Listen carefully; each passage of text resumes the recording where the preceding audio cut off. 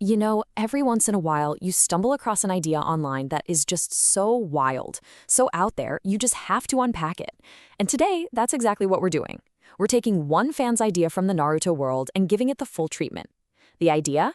What if Madara Uchiha directed a movie about his own life? And this is it. This is our source material, this one beautiful, unedited sentence.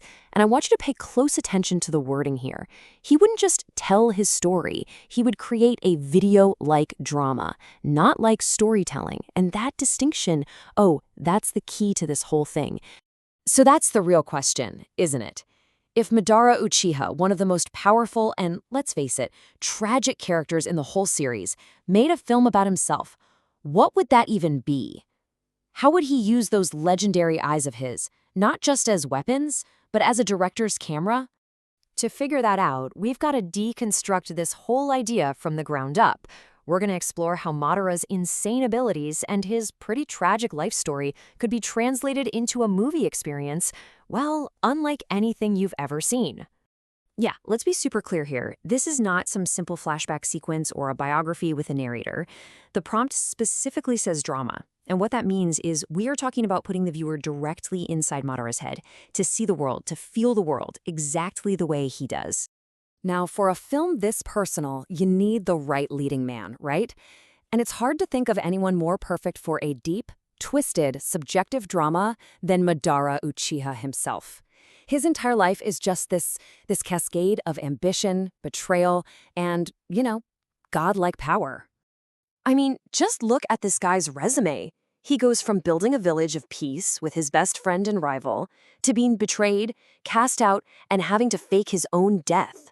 Then he spends decades pulling strings from the shadows, only to come back as this unstoppable force of nature. That's not just a villain's backstory. That's some epic, Shakespeare-level tragedy right there. Okay, now for what is, in my opinion, the coolest part of this whole concept, the camera itself. We have to completely stop thinking about the Sharingan as a weapon. For this project, the eye is the camera. It's the lens, it's the special effects department, and it's the editing suite, all rolled into one. And what's so wild is how perfectly its abilities map onto filmmaking. It's almost weird. Okay, so it's hyperperception. That's your camera lens, capturing every single detail with this impossible clarity, kind of like the ultimate slow-motion camera. Then you've got Genjutsu. Well, that's your VFX team, right? Projecting illusions, warping what the viewer sees. The eye's huge flawless archive is basically a huge flawless archive of found footage. And the real game changer is Onji. That's the editing room. The power to literally rewrite reality makes Madara the most unreliable narrator of all time. And all of that brings us right back to the most important rule from our original prompt, drama not like storytelling. And believe me, that distinction is what makes this entire concept work. So what do we mean by that?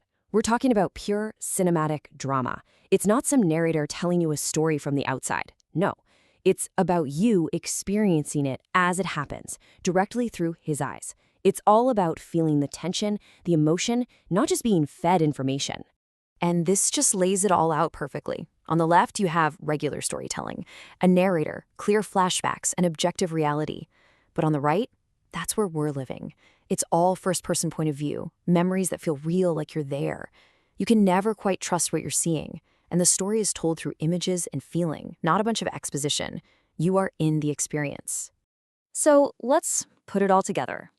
We have our tragic hero, we have our unique camera, and we have our philosophy, drama over everything.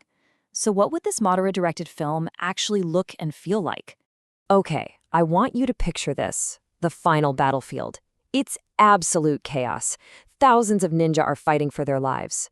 And, oh yeah, there are two gigantic meteors falling out of the sky. But we're not watching this from some safe distance. No epic wide shot. No, we're seeing it all from behind Madara Sharingan. We are literally seeing what he sees. So for us, the world slows down. We see the path of every single kunai, every subtle shift in an opponent's stance.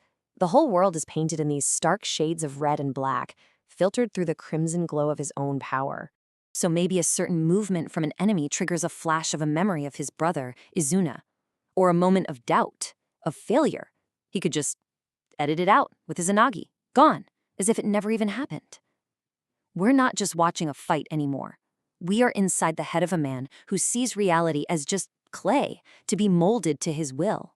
Which, of course, leaves us with one last massive question. If you saw the world through his eyes, if you felt every betrayal, every loss, all of that overwhelming power firsthand, would you still see a villain? Or would you maybe start to understand the man who decided the only way to achieve peace was through total, absolute control? Something to think about.